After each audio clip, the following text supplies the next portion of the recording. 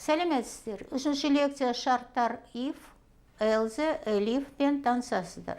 Тексті оқып тұрған курстың әзірлеушісі Нұркен Спашев. Модуль 2. Python бағдарламалау тілінің таңдау операторлары. Саламатсыздар ма? Үшінші видео лекция шарттар. Негізгі алгоритм үш базалық құрылымдарға бөлінеді: тізбектік, тармақтық және цикл. Тармақталған алгоритмде арифметикалық теңсіздік пен теңдік түрінде берілген логикалық шарт тексеріледі. Логикалық шарт тексеріледі. Егер орындалса, онда бірінші жолмен, ал егер орындалмаса, онда екінші жолмен жүзеге асады. Соңында екі тармақ бірігеді. Мұнда алгоритмдер шартты тексеру, яғни тармақталу алгоритмі деп атайды. Яғни құрылымның толық түрі белгілі бір шарттың орындалу немесе орындалмауына байланысты екі мүмкіндіктің бірі ғана атқарылуын көрсетеді.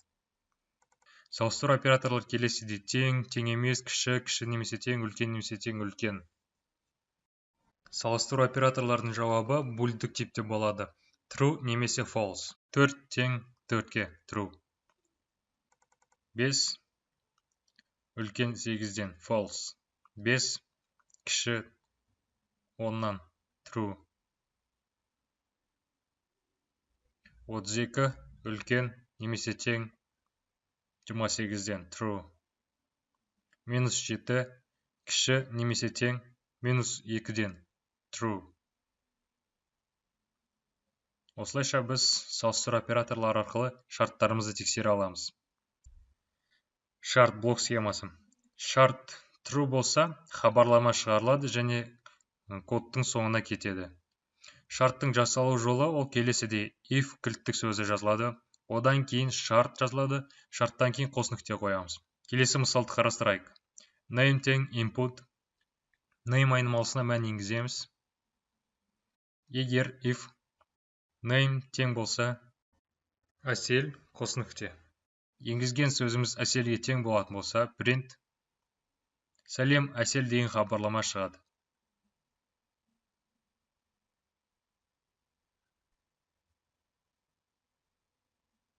Файлды сақтайық.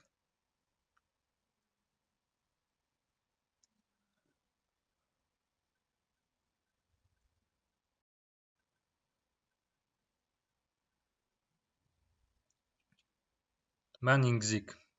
Әсел. Шартымыз тексеріледі.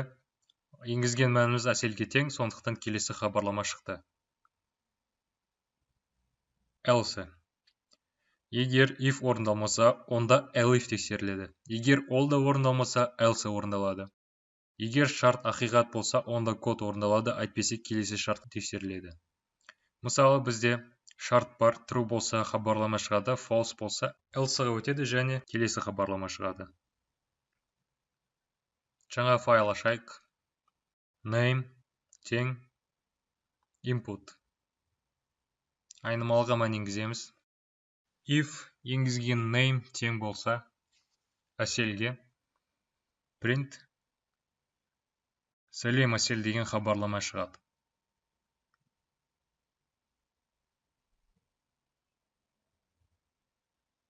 Else әйтпесе, егер шартымыз орындамаса, онда print сәлем жолаушы деген хабарлама шығады.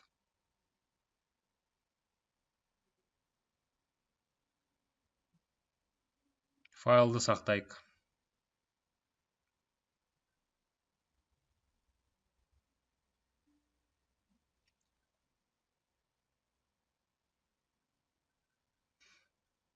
Мәнімізді енгізейік. Бірінші әсел.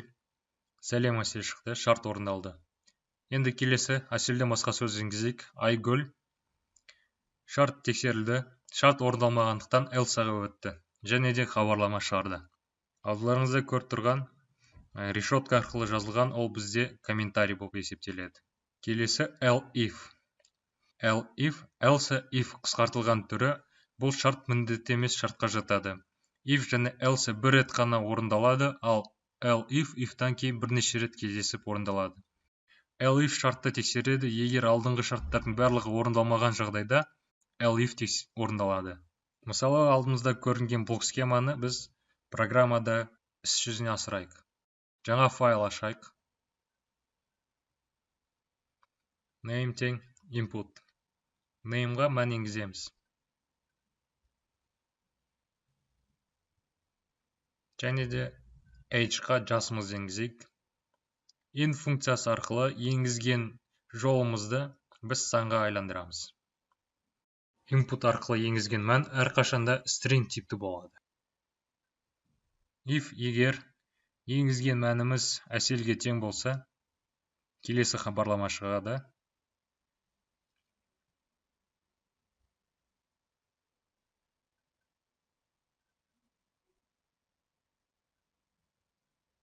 Elif келесі шарт. Егер if орындалмаған жағдайда, ол келесі elif'тің шартын тексереді. Енгізген жасымыз 14-тен кіші болса, келесі хабарламаны шығарады.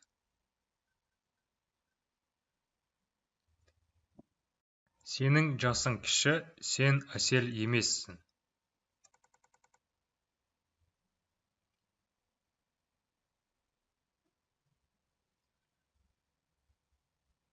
Файлды сақтайық.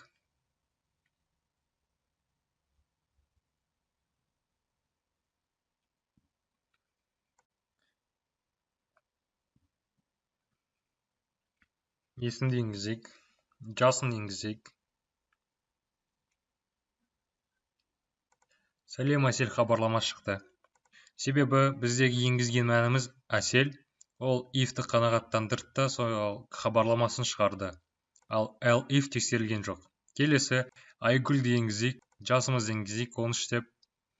If орындалмады, elif-қа өтті. Elif тексерілді, шарт және де келесі хабарламаны шығарды. Ал енді біз осы шарттарға арналған есептерімізді шығарайық. 3 натурал сан берілген, солардың ішінен ең кіші санды анықтау қажет. Жаңа файл ашайық. 3 санды енгізейік.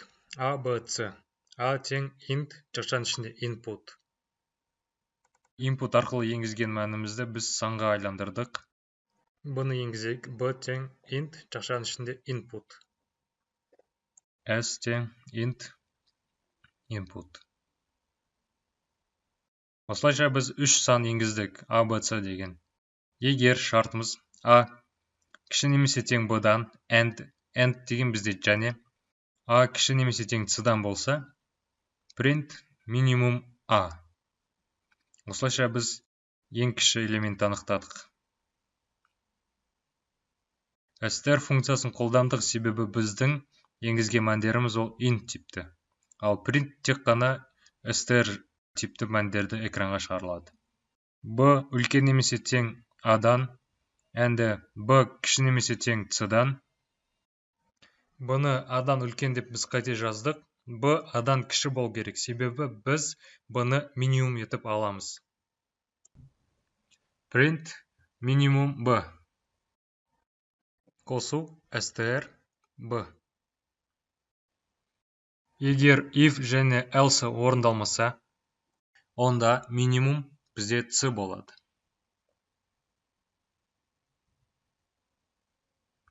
Файлымызды сақтайық.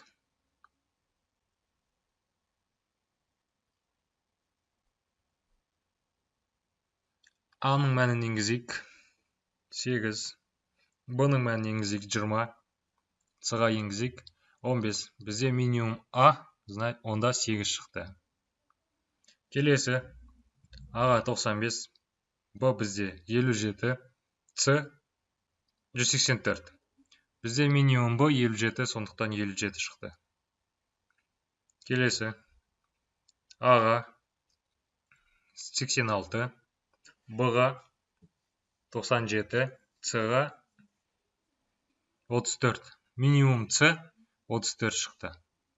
Келесі есеп. N натурал сан берілген, высокосный код екенін анықтау керек. Егер жыл высокосный болса, yes хабарламасы, әйтпесе no хабарламасы шығады. Естеріңізге сала кетерік. Григорий күнтізбесі бойынша жыл высокосный болып табылады, егер оның саны 4-ке еселі, бірақ 100-ге еселі емес. Сондай-ақ 400-ге еселі болса. Жаңа файл ашайық. N енгізейік. N деген бізде ол жыл.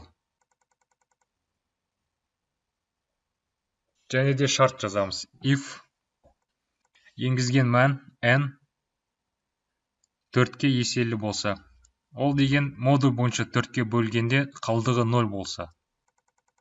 Және ол 100-ге еселі емес болса, процент бойынша бөлінген 100 тең емес 0 болса, модуль бойынша. Print yes.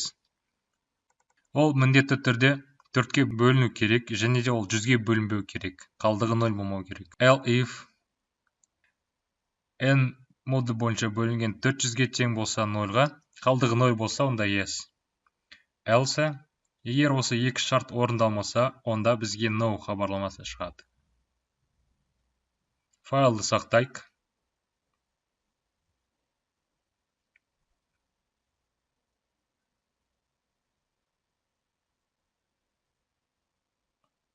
Жылды енгізейік. 2018. Жоқ. 2018 4-ке бөлінбейді, сондықтан ол сәйкес келмейді. 1996. 4-ке бөлінеді. Шарт қанағаттандырылды. 2020. 216. Осылайша біз сіздермен шарттармен таныстық, мысал есептер қарастырдық. Назарларыңызға рахмет, сау болыңыздар.